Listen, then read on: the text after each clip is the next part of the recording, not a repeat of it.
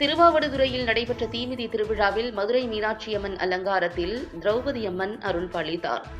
மயிலாடுதுறை மாவட்டம் குத்தாலம் அருகே திருவாவடுதுறை மந்தவெளியில் திருவாவடுதுறை ஆதீனத்திற்கு சொந்தமான திரௌபதி அம்மன் கோவில் அமைந்துள்ளது. இந்த கோவிலின் தீமிதி திருவிழா கடந்த 19ஆம் தேதி கொடியேற்றத்துடன் தொடங்கியது.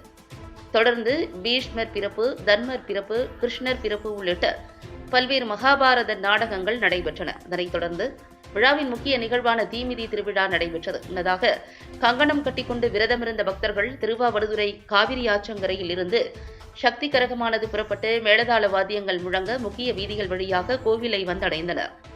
பின்னர் கோவிலின் முன்பு அமைக்கப்பட்டிருந்த தீக்குண்டத்தில் தீமிதித்து தங்களது நேர்த்திக்கடனை செலுத்தினர். இந்நிகழ்வில் சுற்றுவட்டார கிராமங்களில் இருந்து 1000த்திற்கும் மேற்பட்ட பக்தர்கள் கலந்து கொண்டு தரிசனம் செய்தனர். திரௌபதி அம்மன் மீனாட்சி அம்மன் அலங்காரத்தில் அருள் பாலித்து பக்தர்களுக்கு காட்சியளித்தார்.